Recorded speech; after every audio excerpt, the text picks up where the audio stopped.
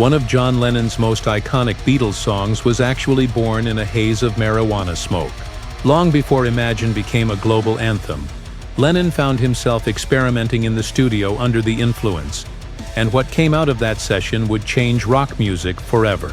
While fans had long suspected that weed played a role in his creativity, Lennon later confirmed it himself, revealing that one unforgettable track was shaped entirely by the surreal energy of being stoned out of his mind.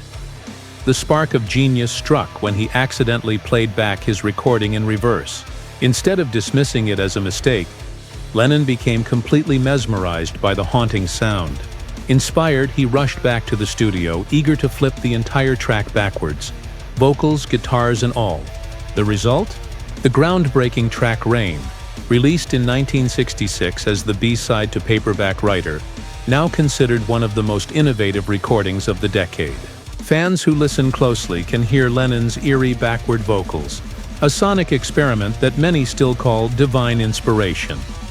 But Lennon's creative mind didn't just thrive on altered states, it also thrived on mischief.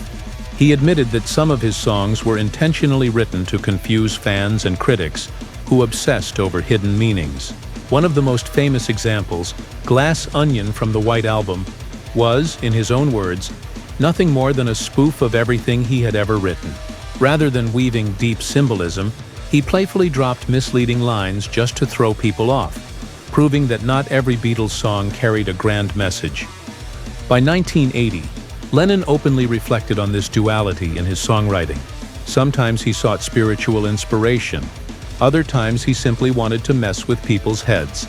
But that combination, raw honesty, rebellion, and a refusal to play by the rules, cemented his place as one of the greatest and most unpredictable songwriters in rock history.